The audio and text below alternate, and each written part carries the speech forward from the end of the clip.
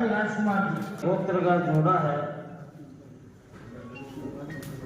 बचपन राष्ट्रीय स्वयंसेवक संघ राज्य और राष्ट्रीय स्तर पर आप जुड़ा दिया, संघ ने समर्पित दिया।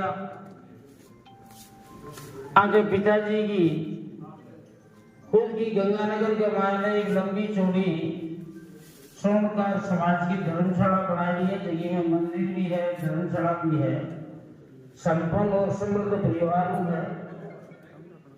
आगो लड़कों जो है वो हिमाचल प्रदेश मेडिकल इंस्टीट्यूट जगह दवाया बनाया वो ऑफिसर है स्टेट को, और पूर्ण रूप आप राजनीतिक क्षेत्र में समर्पित। आप भारत सिंह जी शेखावत के साथ भी काम करे। वसुंधरा जी जब सीएम अब मेरा आगे बात है तो कलेक्टर और एसपी भी आगे रिकमेंडेशन में मैडम चेंज कर देती है। इससे राजनीति में बढ़ा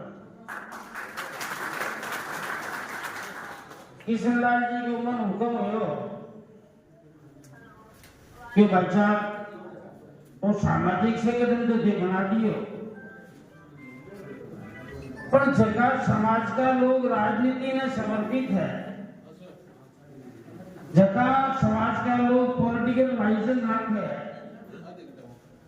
बार लोगों ने भी समाज में जोड़ो हो।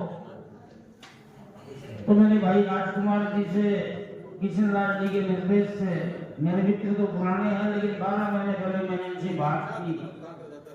मैं कि यार राजनीति के लिए और कभी किसी जाति की भाषण देता फिर जाओ, कभी समाज की सोचो है लोग। बोले भाई साहब आदेश करो। मगर समाज की जितनी समस्याएं है बन है गवर्नमेंट राजनीतिक रूप उठाने वास्ते मैं तारे समाज के मायने जोड़ना चाहूँ, राजनीति में थे जुड़ा हो और मारे निवेदन में स्वीकार कर समर्पित भाव और समर्पित रूप हूँ। अब आप लोगों ने जुड़ गया, धन्यवाद। श्री क्षत्रिय स्वर्णकार समाज और ज्वेलर्स एसोसिएशन नागौर की इस बैठक में मंच पर उपस्थित मेरे पितृतुल्य बड़े भाई हंसराज जी खड़ेल, जिन्होंने समाज में एकता की एक अलग जगाई। मंच पर विराजमान बड़े भाई है कि छोटे हैं, क्योंकि उम्र का अंदाजा लगाना बड़ा मुश्किल होता है। भाई बगड़ी जी, किशनलाल जी मुरली वाले जिनको कहता हूं मैं, बड़े भाई शंकर लाल जी, कहते ना ओम नमो पार्वते पते नमः। तो शंकर जी का नाम लेने से भी कई कष्ट दूर होते हैं कि ओम तत्पुरुषाय विद्महि महादेवाय धीमहि तन्नो रुद्रो प्रचोदयात्। तो शंकर जी का भी स्मरण कर रहा हूं। मेरे सामने प्रमोद जी बैठे हैं, जवरी जी बैठे हैं, मनोज जी बैठे हैं, लालचंद जी बैठे हैं, एक यहाँ सुरेश कुकरा जी है, इधर मुरली जी भी बैठे। क्योंकि बहुत से नाम जानता नहीं, माफी दे देना यार, पहले बार आया हूँ, लेकिन इतना गारंटी करता हूँ सरस्वती माँ से, माँ की कृपा से स्मरण शक्ति इतनी मजबूत है कि एक बार जो देख लिया, पढ़ लिया, सुन लिया, वो स्मरण हो जाता है। अगली बार जब भी आया सबको नाम से बुलाऊंगा, ये गारंटी से कह रहा हूं। मित्रों, नागौर आया हूं, नागौर का इतिहास बचपन में पढ़ा है। ये बच्चे बंद करो यार मोबाइल जो बीच में बोल रहे हैं, मजा नहीं आएगा बात करने का। फिर नागौर आया हूं, माल में भी गुरु द्रोण अहिछत्रपुर कहते हैं, या धर्म विद्या की शिक्षा दिया करते थे, विद्या का केंद्र खोला था, ऐसा इतिहास में लिखा हुआ। महाभारत काल में अगर देखे नागौर और नागवंशियों का भी यहां वर्षों तक राज रहा है। और फिर इधर खैरतल देखे वीर तेरा जी का मंदिर, मीरा जी का भी मंदिर यहां है। और देश में दूसरा बड़ा पशु मेला अगर कहीं लगता है तो नागौर में लगता है। नागौर के लोग बड़े मीठे हैं, सुबह से मीठी चाय पी रहा हूं, बड़ा आनंद आ रहा है।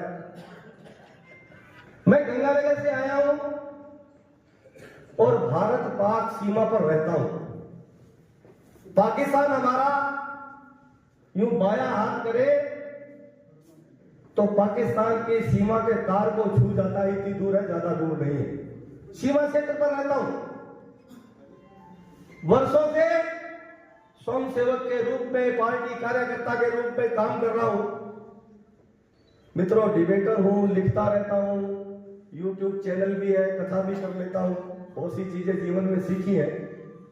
लेकिन जो काम हंसराज जी कर रहे हैं ना, वो मैं नहीं कर पाया यार, मुझे बड़ा अफसोस होता है।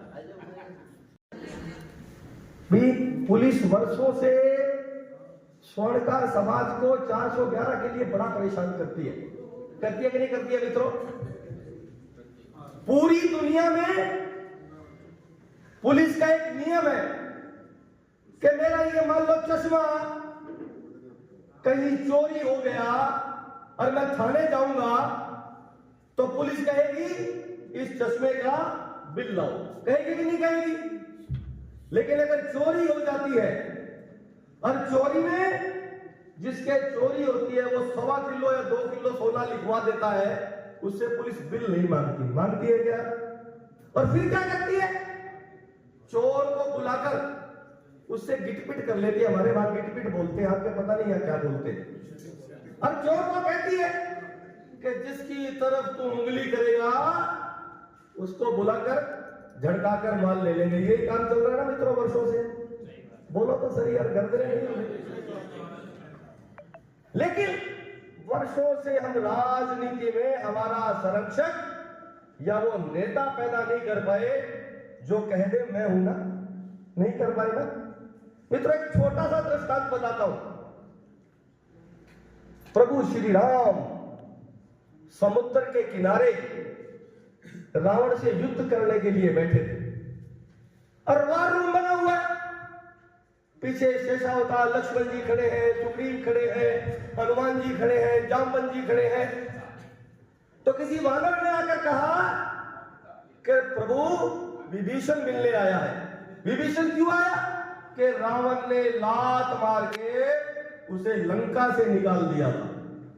तो बहुत से समझदार होते हैं, कहते हैं क्या मिलना, शत्रु का भाई है। लेकिन प्रभु श्री राम ने कहा नहीं, अतिथि है, अतिथि देवो भव, हमारा स्वागत है। अब विभीषण ने सोचा लंकेश तो बड़े भाई को कहते हैं, कहीं रावण तो नहीं आ गया। उसने यूं पीछे देखा, लेकिन प्रभु श्री राम का मतलब था लंकेश कहना कि आपको लंकेश कहा, नहीं तो कल आप लंका का राजा बनोगे। अपने क्या परंपरा रहती है, अगर कोई अतिथि मिलने आता है तो उसको सामने कुर्सी पर बैठाते हैं। लेकिन प्रभु श्री राम ने क्या किया? जिस बड़े पत्थर पर भगवान श्री राम, मेरे दुनिया का सबसे बड़ा मसीहा, मर्यादा पुरुषोत्तम राम बैठे थे, उसी पत्थर पर अपने साथ छोटे भाई की तरह विभीषण को बिठाया। तो गोस्वामी तुलसीदास जी क्या लिखते हैं कि अनुज सहित मिले ढिग में धारी, जी बैठे हैं, आप सब लोग बैठे हो, जो नेता संस्था चलाने वाला, परिवार चलाने वाला, अपनी पत्नी, अपना परिवार, अपने दोस्त, अपने समाज में अगर ये भाव जगा देता है कि मैं हूं ना,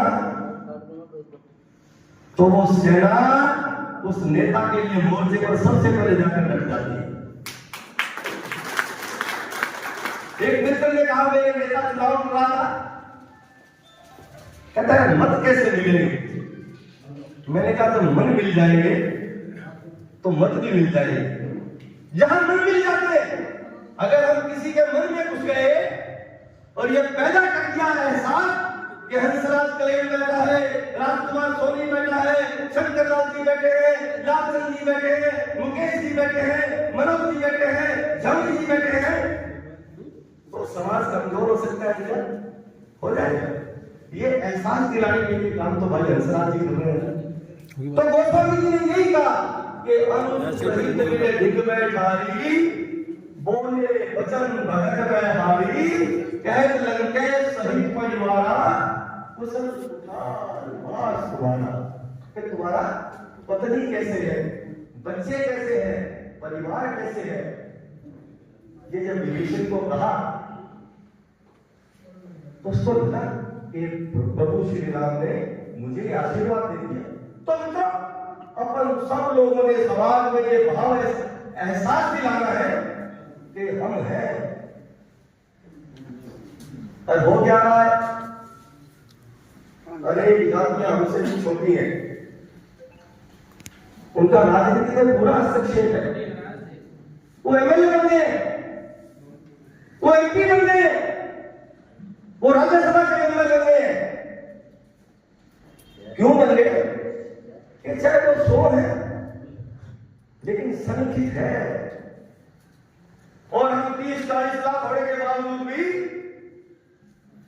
नेता तलाशते हैं कि किस नेता की शरण में जाए, और वो नेता उसकी मर्जी है, अपना काम करे, अपनी आओ भगत करे, हमें सुने ना सुने, ये उसके डिस्क्रिप्शन पर तय होता है। मित्रों, इस कमजोरी को दूर करने का समय है, क्योंकि अगर पीछे जाएंगे, किसी की आलोचना करेंगे, किसी की निंदा करेंगे, किसी को बुरा कहेंगे, तो हम रास्ते से हट जाएंगे। आगे हमने क्या करना है? अगर आगे हम मिलकर, क्योंकि अलग मेरे बड़े भाई हंसराज जी ने चलाई है, मैं इसको हंसता हूं कई बार टेलीफोन पर। मैंने कहा यार, नौकरी जल्दी सरकारी रिटायरमेंट हो गए, अब तो गंगा किनारे आनंद करने का मन है, काशी जाओ, मथुरा जाओ, केदारनाथ जाओ, वृंदावन जाओ, है बद्रीनाथ जाओ, यमुनोत्री जाओ, गंगोत्री जाओ, बहुत बड़ा देश है घूमने के लिए। कहता नहीं यार, जब तक समाज में ये जागृति नहीं पैदा कर दूंगा कि स्वर्णकारों के बगैर राजस्थान में 70 विधानसभाएं नहीं जीती जाएंगी, उस दिन राज और सत्ता हमारे कदमों में बैठी होगी। लेकिन आपसे भी कुछ मांगना चाहता हूं मैं, क्या आप लोग मदद करोगे क्या? आज आप भाषण सुनकर चले जाओगे और बाद में मुझे फोन करोगे, और राजकुमार जी भाषण तो अच्छा दिया, क्या करें यार? उससे काम नहीं चलेगा। भाषण तो मैं बचपन से दे रहा हूँ, डिबेटर हूं, मैं लिखता रहा हूँ। मेरे 15 से 20 साल पूरी दुनिया के पुस्तक पत्रिकाओं में छपे हैं, पाठ्यक्रम में मेरा रोज एक छपता है, पांचजन्य में मेरा रोज छपता है, कोई फर्क नहीं पड़ने वाला। मैं यूट्यूब बढ़ा रखा है, 400-500 हजार यूट्यूब चैनल, कोई उससे नहीं फर्क पड़ता। हम अपना काम कर रहे हैं। लेकिन इतना बड़ा स्वर्णकार समाज जब मैं किसी नेता के द्वार बैठे देखता हूं और नेता कंसीडर करता है कि मिलूंगा नहीं मिलूंगा, तो लगता है यार हमारे काम में कहीं कमी रही है।